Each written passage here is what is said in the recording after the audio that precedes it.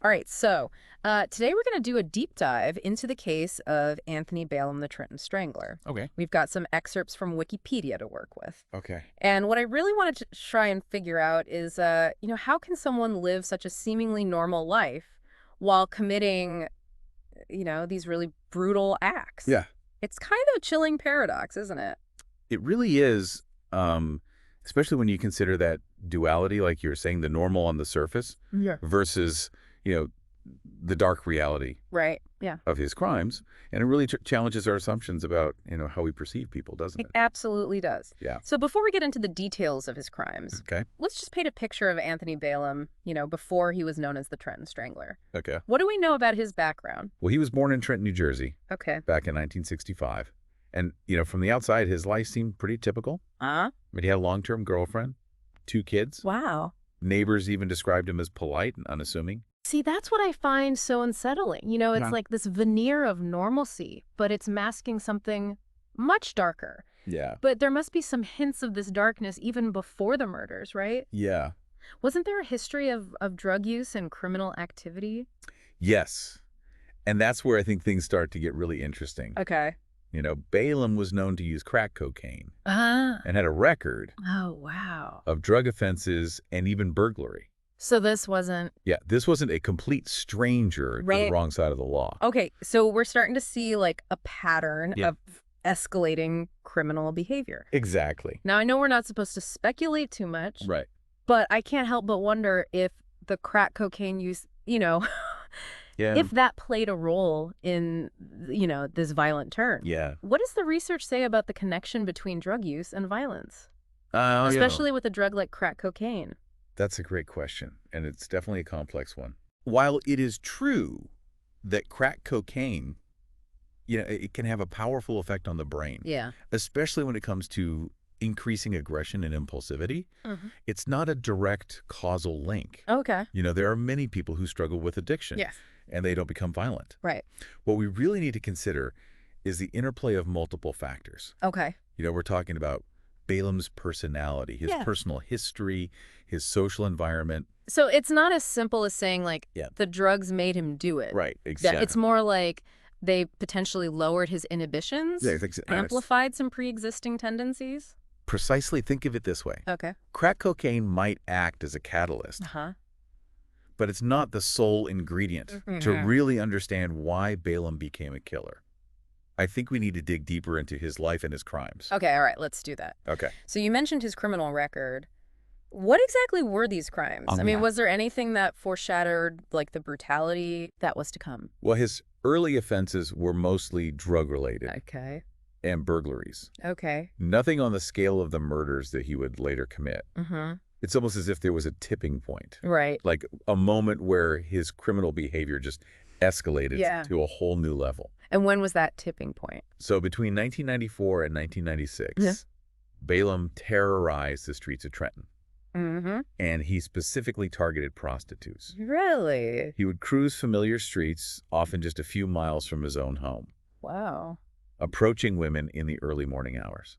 So he had a very specific victim profile in mind It seems so. and a hunting ground that he was comfortable with. Yes. It sounds very calculated, premeditated. He was his modus operandi. His method of operation was chillingly consistent. Okay. He'd lure women in with promises of crack cocaine, Uh. take them to isolated locations, threaten them with a knife, then rape and strangle them. It was a brutal ritual that he repeated again and again. It's horrifying to even imagine the terror that these women must felt. I know. And it's important to remember that, these weren't just statistics. Right. These were real people with lives and families. Do we know anything about the victims? We do. We know the names of 3 of his victims. Okay. Karen, Denise Patterson, Valentina Kyler, and Connie Hayward. Okay. Sadly, the 4th victim remains unidentified, Oh, wow. but her discovery, along with another victim, played a crucial role in the investigation. Before we get to that, I think it's essential to talk about the women who managed to escape Balaam's clutches. Yes? I mean, there was at least one woman who got away even before the murders That's right. of his last 2 victims. Yes, in February of 1996, a woman that Balaam attacked was able to fight him off and escape. Wow, I can't even imagine the courage Right. and just sheer will to survive that must have taken. It's remarkable. Yeah, and there were whispers of at least one other woman Right. who managed to get away unharmed as well. You know, these stories of survival, although terrifying, they offer a glimmer of hope They do. amidst the darkness. Absolutely. It reminds us that even in the face of such evil, Yeah, there can be resilience and strength. for sure. And, thinking about these escapes, it raises a question in my mind. What's that? What if the authorities had taken that first woman's escape more seriously? Yeah, Could these later tragedies have been prevented? that's a haunting question. It is. And it really underscores how crucial it is for law enforcement Yeah. to take every report of violence, especially against vulnerable populations, seriously. Couldn't agree more. It's a reminder that sometimes even small actions, or in this case, inactions, Right. can have enormous consequences. Yeah. So we have these close calls, these glimmers of hope. Yeah, But tragically, the murders did continue. they did. And it was the discovery of 2 bodies in July of '96 Right. that really changed the course of the investigation. Yes. Those discoveries provided a much-needed breakthrough. But before we dive into that turning point, Oh, I think it's worth pausing just for a moment okay. to reflect on this chilling contrast we've seen so far. This seemingly ordinary man, a father living this double life, Right? committing these heinous acts, It's unsettling to say the least. It is. It makes you wonder what was going through his mind. Yeah. How could he compartmentalize his life Mm. in such a way? What kind of psychological factors could even explain this? It's a question that's haunted criminologists and psychologists for a long time. Right. What creates a mind capable of that compartmentalization? Yeah. How can someone commit these acts and outwardly maintain this sense of normalcy? And it's especially perplexing in Balaam's case Yeah. because we haven't uncovered any glaring signs of, like outward psychopathy or any obvious red flags in his past, at least. Exactly. Not from the sources we have. That's true, and it really highlights the limitations of our understanding. We can't always predict these kind of violent eruptions based solely on outward behavior Right. or, easily identifiable patterns. So where do we even begin to unpack this psychological puzzle? Yeah. I mean, we touched on Balaam's drug use and his criminal past. Right. But, those alone don't fully explain his descent into such brutal violence. Exactly. Remember, it's about the interplay of factors. Right. While crack cocaine might have exacerbated pre-existing tendencies Uh-huh. or lowered his inhibitions, it wasn't the root cause. Okay. To delve deeper, we need to look at what research tells us about the psychology of individuals Okay. who commit these heinous acts. Okay. So let's talk about those psychological factors. Sure. Is there anything specific about Balaam's case that aligns with, common traits or behaviors seen in other serial killers?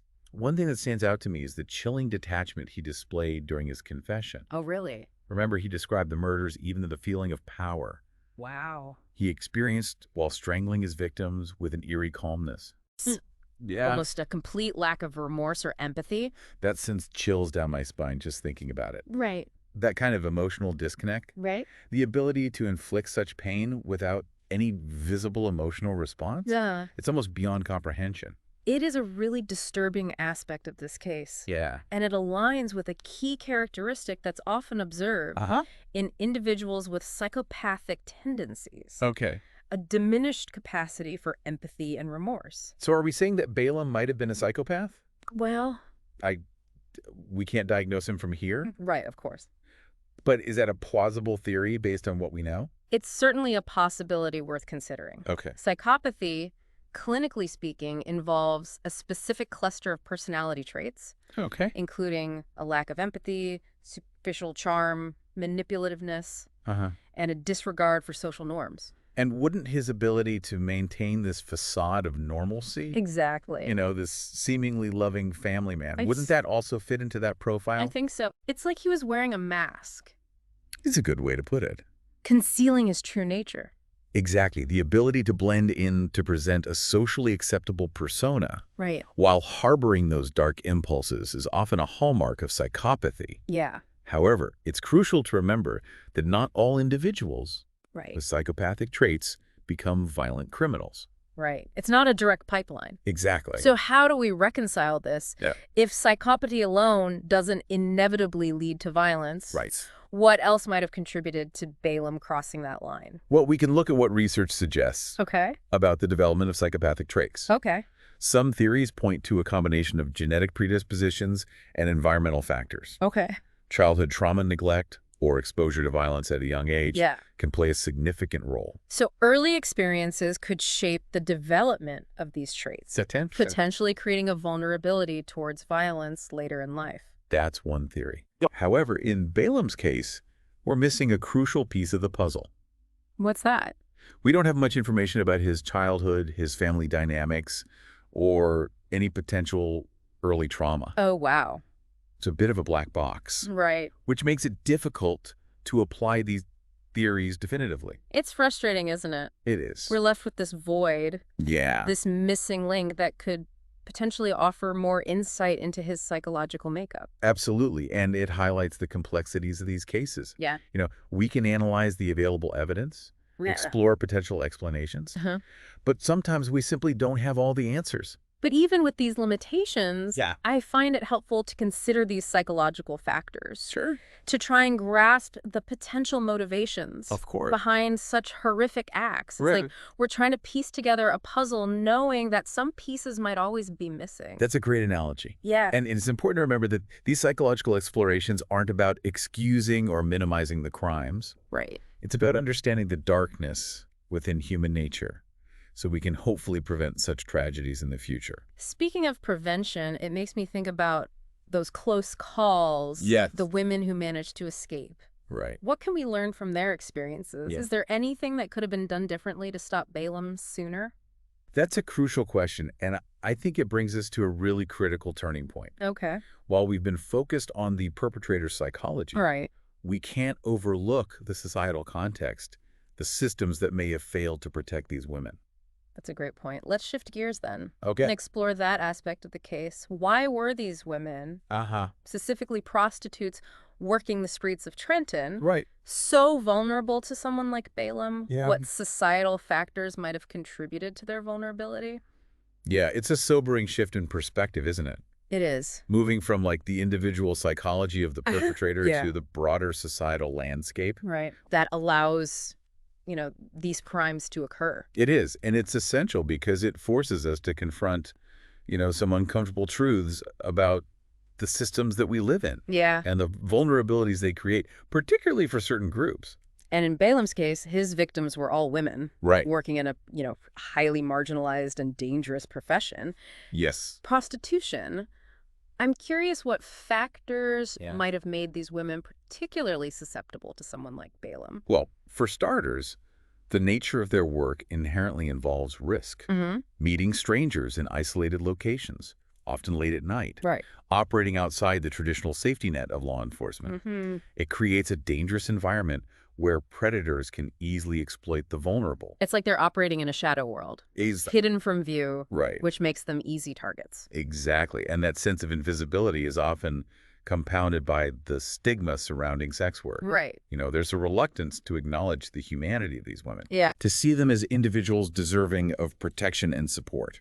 So it's this combination of the inherent risks of the profession Yes, and the societal judgment that creates like a perfect storm for vulnerability. precisely. And that judgment, that dehumanization can make it difficult for these women to seek help or report abuse. Wow. They fear being judged, ostracized, or even arrested. It's a tragic catch-22. It is. They're trapped in a system that makes them vulnerable while simultaneously silencing them Right. and discouraging them from seeking help. And that silence only empowers predators like Balaam, allowing them to operate with impunity. So what can be done to break this cycle? Well, there's no easy answer. Right. It's a complex issue with passionate advocates on all sides. Sure. Some argue that decriminalizing or legalizing sex work would make it safer, Okay. bringing it out of the shadows and allowing for regulation and oversight. I can see how that could potentially reduce some of the inherent risks, Yes. provide access to health care, Exactly. and make it easier to report abuse.